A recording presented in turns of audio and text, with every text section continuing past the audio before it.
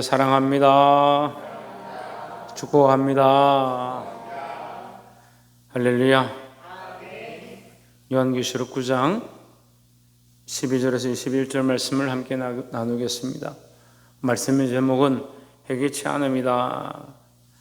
자, 요한계시록은 전에도 말씀드렸지만 이것이 이것이다, 저것이 저것이다 명확하게 말할 수 없다라는 겁니다. 왜 그렇습니까? 이건 계시의 말씀이고 묵시의 말씀이다. 그래서 우리가 보기에 이것일 가능성이 높다, 이것으로 보여진다. 그래서 우리가 이렇게 준비하고 깨어있자라고 할 수 있지만 이게 이거다 단정짓기는 어렵다라는 거죠. 그래서 지금까지 많은 신학이 있었고 신학 가운데 이제 조금씩 더 성경이 분명해지고 또 우리가 지식과 학식들이 더해지면서 더 분명한 것을 보게 되고 또 성령의 인도하심을 따라서 우리가 아는 것들을 나누고 있습니다. 여러분, 그래서 이것이 완벽하게 해석되지 않는다 해서 오해하지 말고, 그리고 함부로 해석해서는 안 된다라는 거죠. 하지만 결국 해석의 결론은 뭐예요? 하나님을 영화롭게 하고 사람을 이롭게 하는 것, 그리고 사람들에게 구원의 일을 행하고 하나님께 영광 돌리는 것, 그것이 이 해석의 목적이 되어야 될 줄 믿습니다. 9장 12절에 첫째 화는 지나갔으니 보라, 아직도 이후에 화둘이 이르리로다 했습니다. 첫째 화는 지나갔다. 첫째 화는 뭐요? 첫째 화는 무엇이라고 그랬습니까? 무저경에서 뭐가 올라온다고 그랬어요?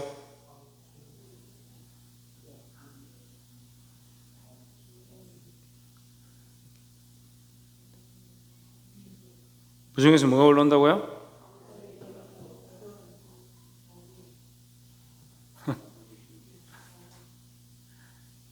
우리 9장 1절부터 했을 때 하늘에서 별이 떨어졌는데 그 별이 뭐냐? 마귀라고 그랬습니다. 마귀가 이 땅에 내려와서 하늘의 3분의 1 권세를 가지고 많은 사람들을 지역 백성 되게 하는데, 또한 무저경에서 놓인 자들이 올라와서 뭘 하느냐? 마귀의 졸개 역할을 합니다. 무저경에서 왜 놓이느냐? 그래서 제가 지난주에 우리가 설명했습니다. 자, 우리가 이것은 또한 볼 수 있는 이론의 모양입니다. 우리가 지금 죽으면 시간적으로 볼 때 지금 죽으면 예수님 오실 때까지 시간이 있죠. 그죠? 지금 내가 죽으면 예수님 오시는 게 아니잖아요. 예수님의 재림 때는 아직 모르는 겁니다.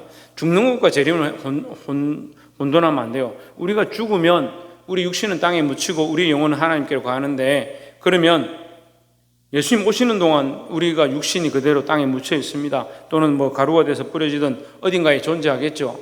주님 다시 오시면 우리가 부활의 몸, 썩지 아니할 몸을 입고 다시 살아나게 되죠. 아니에요? 썩지 아니할 몸을 입고 우리가 살아나는 것을 온전한 구원이다, 이렇게 할 수 있습니다. 그럼 우리가 구원받은 백성은 어디가 있느냐? 여러 가지 설이 있지만 예수님께서 강도를 만났죠. 십자가에서 예수님 강도를 만났는데 그 강도가 우편 강도인지 좌편 강도인지 모르지만 보통 우편이라 얘기합니다. 어쨌든 그 강도가 예수님은 아무 죄가 없다, 당신의 나라에 임할 때 나를 기억하옵소서 하니까 예수님 뭐라고 했어요? 네가 오늘 나와 함께 낙원에 가 있으리라 했습니다. 그러니까 예수님이 그가 지금 죽으면 오늘이니까 today, 오늘 죽으면 오늘 나와 함께 있을 것이다. 어디에? 낙원에 있을 것이다. 그러니까 우리가 죽으면 어디가 있는다? 낙원에 있는다, 이렇게 이해할 수 있죠. 그리고 죽으면 육체는 땅에 묻히지만 우리의 몸은 우리의 영은 낙원에 주님과 함께 있을 것이다, 이렇게 이해할 수가 있습니다. 그러면 믿지 않는 자는 어떻게 되냐? 죽으면 땅에 묻히는데 죽으면 그들의 영혼이 하나님과 함께 있을 것이다, 말이 안 되죠. 예수님과 함께 있을 것이다, 그것도 말이 안 되죠. 그러니까 우리는 구원받은 자, 예수님과 이 약속을 받은 자니까 예수님과 함께 거하게 되고 하나님 앞에 서게 되겠지만, 그 구원의 약속을 받지 않는 자, 믿지 않는 자는 어떻게 되겠어요?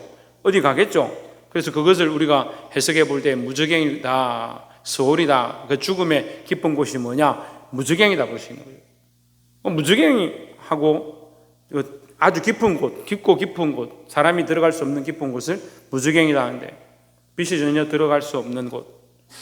그러면 무저갱이 있고 또 예수님이 오셔서 재림하실 때에 우리는 천군천사와 함께 들려서 하늘나라 가서 예수님과 함께 새하늘과 새 땅 그 안에 들어가서 새 예루살렘에서 주님을 맞이하고 거기서 기뻐하고 즐거워하는데, 새 예루살렘도 상징적인 의미로 크게 볼 수 있습니다.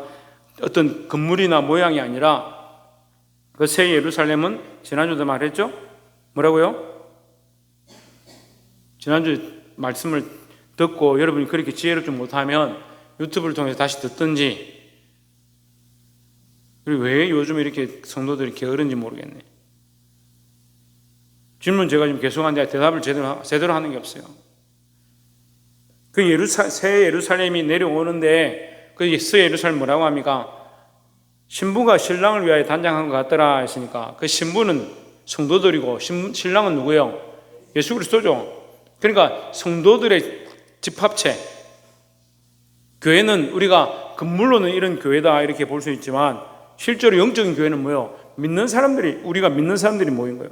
그러니까 우리가 다 믿지 않는 사람들끼리 여기 모여 있다면 이것은 교회가 아닙니다. 교회 건물 안에 있어도 교회가 아닙니다. 그래서 오늘 처음 교회 온 사람 보고 성도님 이렇게 말하는 사실은 좀 안 맞죠. 거룩한 백성이다 이 말인데,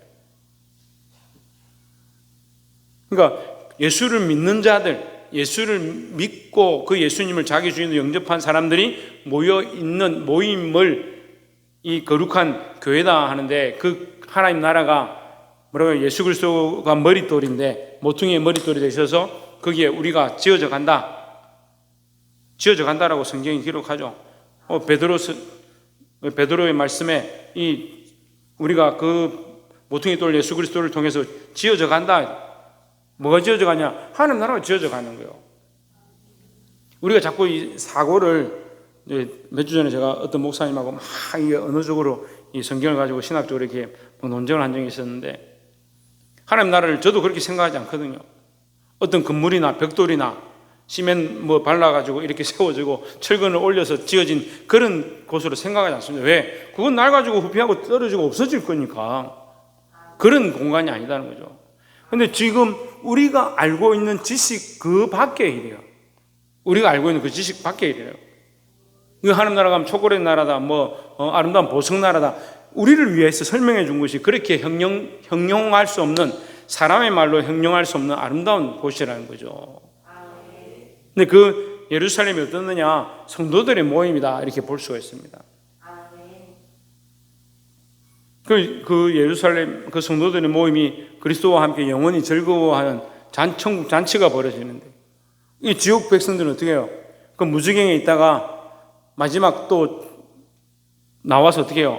아마겟돈 전쟁을 하는 거예요. 왜 그렇게 했어요? 마귀가 여기 나와서 지 혼자 지옥 가기 싫은 거죠. 자기 구원받을 수 없다는 사실을 아니까 어떻게 해요? 할 수만 있으면 한 사람이라도 끌고 지옥 백성 되게 만들려고 하는 거예요. 그래, 악하고 악나라예요. 그래, 거기 있던 자들이 연합해가지고 아마겟돈 전쟁을 일으키는데 결국 다 망하고 마지막에 어떻게 돼요? 영원히 꺼지지 않는 불못에 던진다 했습니다. 영원히 꺼지지 않는 불못, 그것이 영원한 지옥이죠.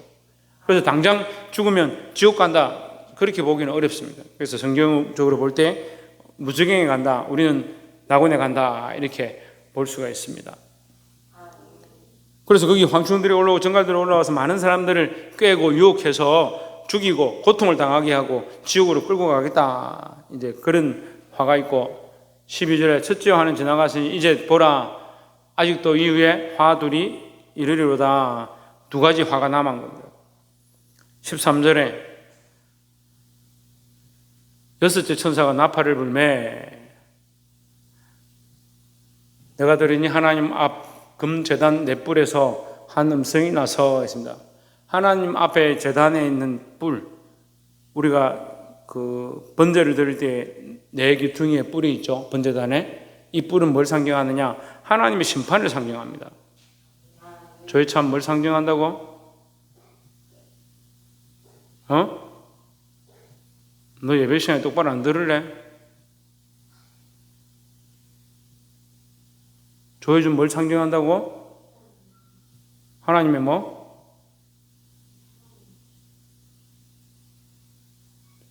저희 뭘 상징한다고?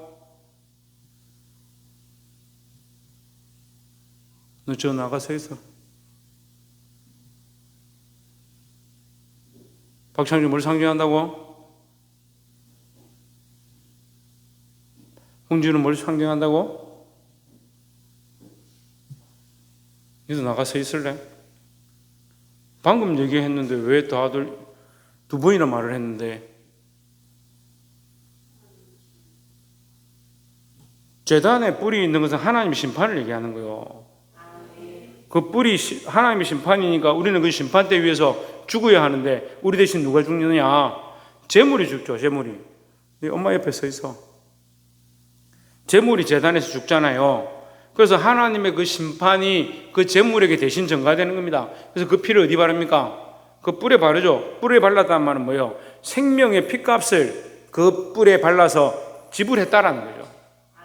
하나님 심판이신데, 하나님 심판으로 말미암아 죄지은 우리는 죽어야 마땅한데, 하나님께서 그 피를 보고 넘어간단 말이에요.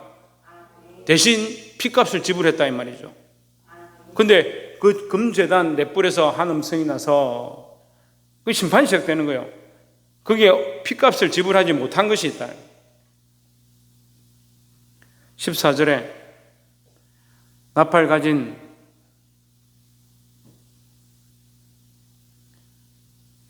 여섯째 천사에게 말하기를 큰 강 유브라다에 결박한 네 천사를 놓아주라 하며 했습니다. 자, 여러분, 우리가 상징적으로 해석을 제가 주로 하려고 하는데, 여러분 이해하기 좋도록 상징적인 해석을 설명하려고 합니다. 나팔 가진 여섯째 천사에게 말하기를 큰 강 유브라다에 결박한 네 천사를 놓아주라. 천사가 결박되었다는 말은 천사의 탈을 썼다 이 말이죠. 그러니까 천사가 아니다. 하늘에서 별이 떨어졌는데, 떨어진 별은 별이 아니죠. 우리 9장 1절에서 말한 것처럼 하늘에서 별이 떨어졌다. 그건 별이 아닙니다. 그러니까 천사장이라 할지라도 하나님 앞에 버림을 받고 교만해서 뇌쫓김을 당하는 이 루시퍼는 천사의 자격이 박탈된 거죠. 그러니까 결박된 네 천사도 뭡니까? 왜 결박되느냐? 범죄한 것 때문에 결박된 거죠. 그러니까 이 네 천사는 뭐요? 결국 마귀와 함께, 루시퍼와 함께 세상을 다스리던 자다 이렇게 볼 수 있습니다. 세상을 다스린다 하면 이해가 어려우니까 미혹하던 자다. 세상을 유혹하던 자다. 어떻게 이해하느냐? 큰 강 유브라데에 했습니다. 유브라데는 문명의 발상지라 볼 수 있습니다. 그러니까 문명이 발상할 때부터, 문명이 시작될 때부터 사단의 세력은 계속해서 사람들을 미혹하고 하나님 믿지 못하도록, 우상을 숭배하도록 계속 그렇게 하고 있는 거죠. 문명이 있는 곳에 우상이 있고, 문명이 있는 곳에 하나님 대적하는 것들이 항상 있다는 거죠. 그럼 왜 그들을 놓아주라 하느냐? 아까 무지개에 묶여있던 자들도 노임을 받았습니다. 여기 마찬가지로 이 세상을 미혹하는 천사도 노임을 받게 했다. 그래서 어떻게 한다고요? 놓여서 더 많은 사람을 미혹하도록 한다. 그 사람들이 왜 미혹하느냐? 제단 뿔에 피가 발리지 않았다. 제단 뿔에 피가 발리지 않았다는 뭐요? 그리스도의 피로 씻음을 받지 못했다라는 거죠. 예수 그리스도의 피를 믿는 자에게는 누구나 끊임없이 누구나 아무나 오기만 하면 제사함을 입을 수 있는데, 예수 그리스도를 믿지 않기 때문에 그 피의 효력을 입지 못했다는 거죠. 그러니까 누가 그들을 잡아가고 누가 그들을 주관하느냐? 이 마귀가 그들을 주관한다. 그런 일을 하도록 네 천사를 놓아주었다 했습니다. 15절에 마병대의 수는 네 천사가 놓였으니 그들은 그년 월일시에 이르러 사람 3분의 1을 죽이기로 준비된 자들이더라 했습니다. 사람의 3분의 1을 죽이는 준비된 자, 죽이는 권세를 가진 자 이렇게 이해할 수 있죠. 준비됐으니까 그들이 뭘 준비했느냐? 죽일 권세를 준비했다. 죽일 권세가 있다. 죽일 권세는 누가 줬겠습니까? 하나님 주셨겠죠. 그럼 하나님 죽이기 원하시냐? 아니죠. 하나님 계속 참으셨고 계속 은혜를 베푸셨고 계속 믿기를 원했지만 사람이 결국 돌아오지 않으니까 돌아오지 않는 자들 결국 심판받게 돼 있다라는 거죠. 그러니까 여러분 하나님께서 경고하시고 말씀하실 때 정신을 차리고 돌아와야 되는 겁니다. 아이고 목사님 이거 안 믿는 사람들만 그렇죠. 믿는 자들은 하나님 사랑하시잖아요. 사랑하시죠. 사랑하시니까 어떻게 한다 했습니까? 사랑하시는 자에게 뭘 한다고요? 징계한다고요. 사랑하시는 자에게. 사랑하시는 자에게 채찍을 들어서 치시는 거요. 정신을 차리라고. 더 이상 세상과 타협하지 말라고. 그래도 정신 안 차립니다. 더 큰 벌을 받아야 정신을 차리려고 하는지. 제가 성경을 지어내서 말하는 것도 아니고 제가 없는 말을 꺼내서 하는 것도 아니고 성경에 기록된 대로 얘기하는 거예요. 회개치 아니하면요 반드시 화가 있습니다. 우리에게 주신 은혜가 뭐냐? 그게 회개예요. 옆에서 한번 보시죠. 우리에게 주신 은혜가 회개의 방법입니다. 왜요? 예수 그리스도의 이름으로 우리가 회개하니까 예수 그리스도가 우리에게 은혜고 그 그리스도의 이름으로 기도할 수 있는 것이 하나님의 사랑이다라는 거죠. 그러니까 회개할 수 있을 때, 회개의 기회를 주실 때 빨리 돌이켜서 회개해야 된다는 거죠. 근데 찔리면 회개 안 하는 사람들이 있어요. 찔리면 찔린데 더 화를 내고 짜증을 내고 왜 나에게 이렇게 하냐 그렇게 하는 사람들이 있어요. 그런 걸 뭐라고 하는 줄 알아요? 그런 걸 완악하다는 거예요. 우리가 출애굽기 보면서 계속 배웠어요. 바로 어떻게 합니까? 역사를 보고 표징을 보고 결국 자기 자식이 죽으면서도 어떻게 합니까? 그 마음을 강팍해 하는 강팍해. 마음이 강팍해져서 완악해져서 하나님 회개하고 돌이키지 않더라고요. 한 번은 잘못했다 내가 다시는 그렇게 하지 않겠다 돌아서 놓고 또 금방 바뀌어가지고 원래대로 돌아가는 거예요. 여러분 우리는 회개 외에는 방법이 없어요. 우리가 다 죄인인데 회개하지 않고 어떻게 사느냐. 그러니까 기도 좀 하십시오 하면 1분도 안 돼가 벌떡 일어나서 어떻게 1분도 안 돼 기도하고 일어나는지 모르겠어.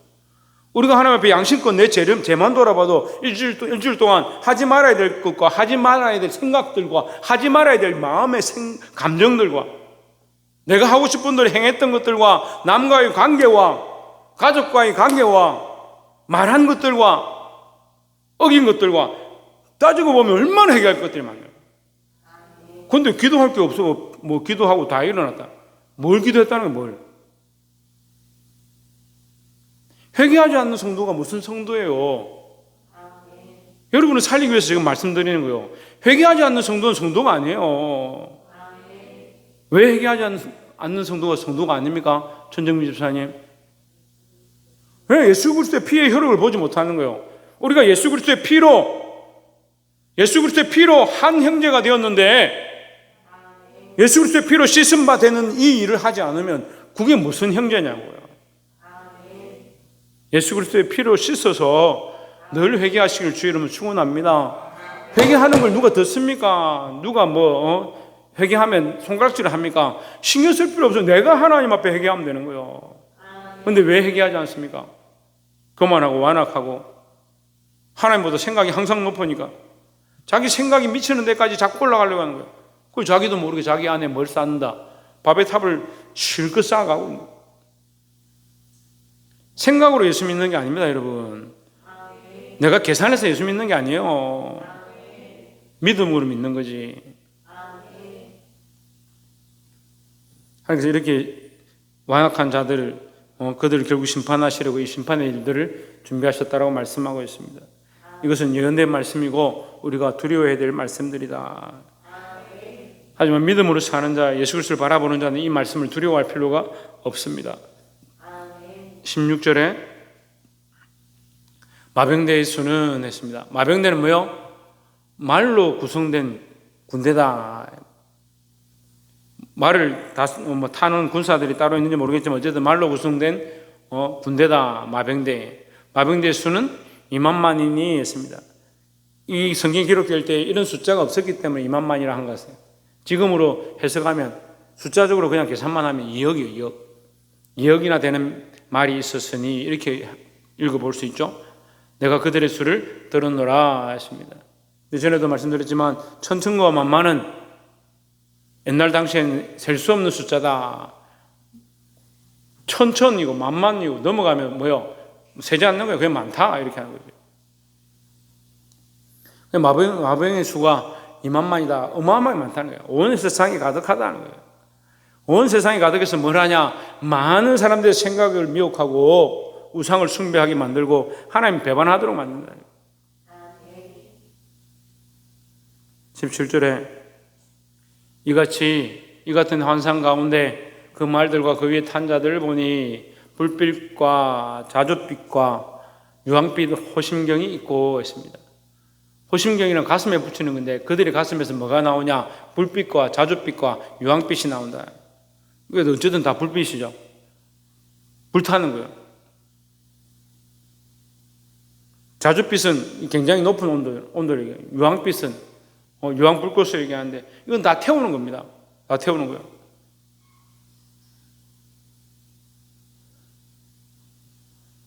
호심경이 있고 또 그 말들의 머리는 사자머리 같고 그 입에서는 불과 연기와 유황이 나오더라 했습니다. 이 그들의 입에서 나오는 불과 연기와 유황이 위에 그들의 가슴에 있는 불빛과 자줏빛과 유황빛과 이렇게 연계가 되는 거죠. 그러니까 불빛을 가진 자가 불을 내뿜고 자줏빛을 가진 자가 연기를 내뿜고 유황빛을 가진 자가 유황을 내뿜는다 이렇게 이해할 수 있겠죠. 어쨌거나 그것이 중요한 것이 아니고 불과 연기와 유황으로 많은 사람들, 땅에 있는 3분의 1 사람들을 어떻게 한다? 죽이더라 했습니다. 물론 이제 이것이 어떤 전쟁으로 해석을 많이 해요. 신학자들은 전쟁으로 이해를 많이 합니다. 지금까지 일어났던 세계의 많은 전쟁들, 1차 대전, 2차 대전, 그리고 우리나라 전쟁, 그런 전쟁들을 통해서 어떻게 됐느냐? 많은 사람들이 불과 연기와 유황에 죽임을 당했다. 그래서 생명을 그렇게 많이 빼앗았다. 이 화를 인해서 많은 사람들이 죽었다. 이렇게 해석하기를 합니다. 그래 틀리지 않았어요. 그래 틀렸다고 볼 수는 없어요. 그런데 다르게 볼 수도 있습니다. 이걸 영적으로 해석하면요. 영적으로 해석하면 이렇게 해석할 수 있습니다. 18절에 이 세 재앙 곧 자기들의 입에서 나오는 불과 연기와 유황으로 말미암아 사람 3분의 1이 죽임을 당하니라. 전쟁으로 말미암아 그들이 많이 죽임을 당하더라 이렇게 해석할 수도 있습니다. 그런데 19절에 보시면 다른 얘기가 나와요.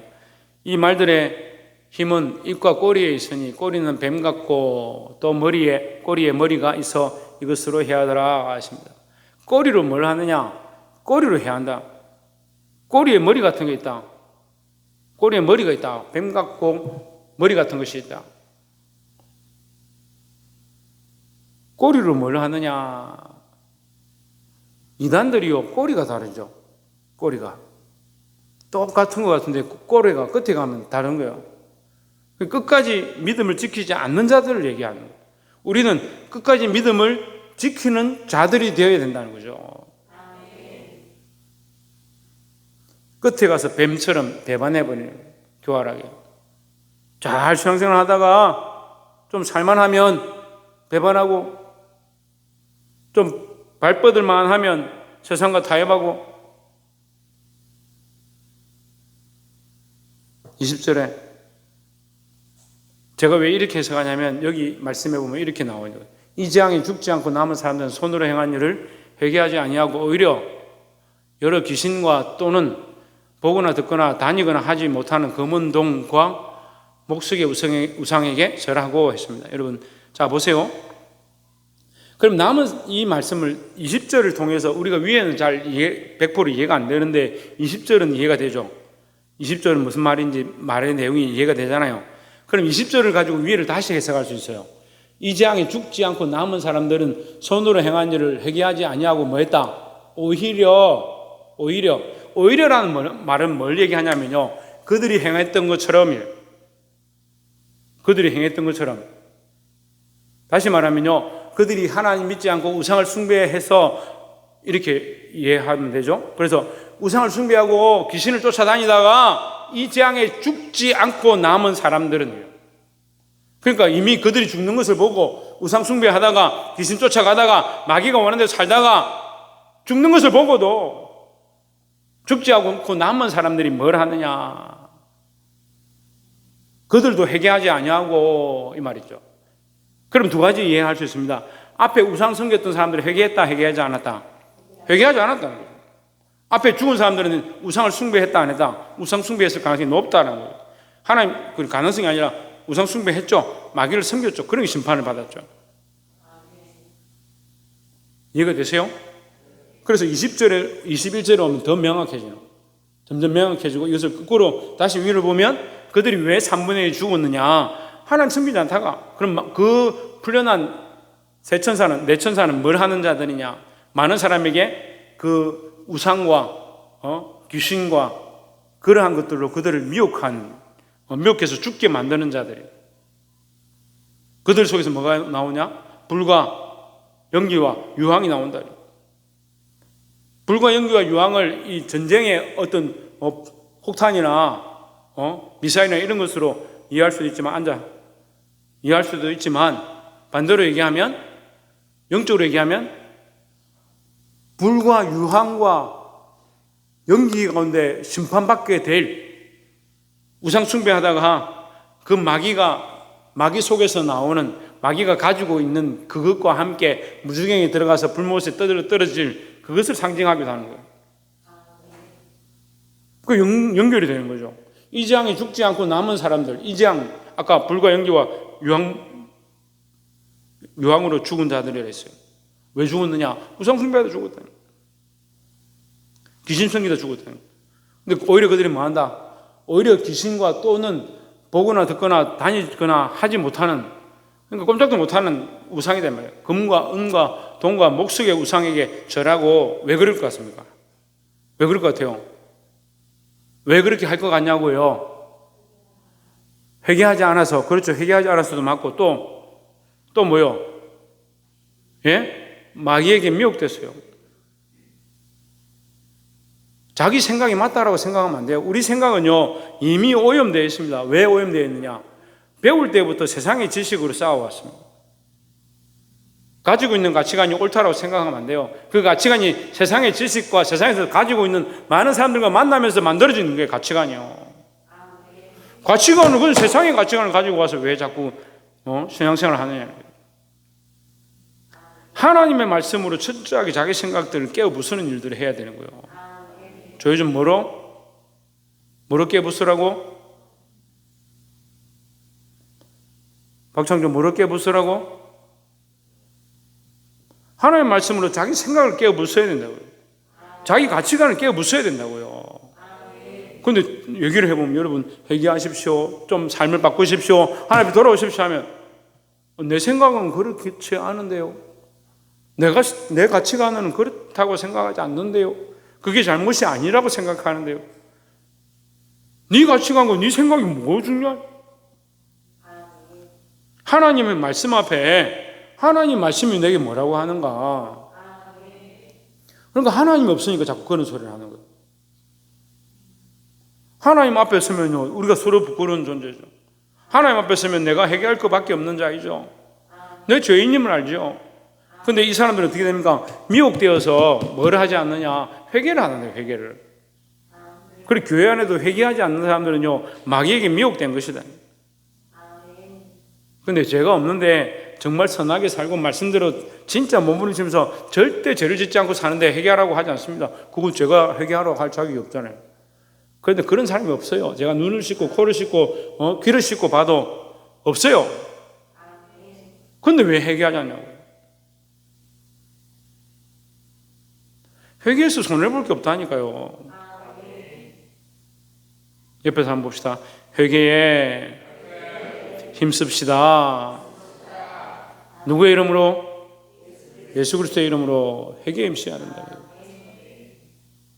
21절에 또 살인과 복술과 음행과 도둑질을 회개하지 아니하더라 했습니다.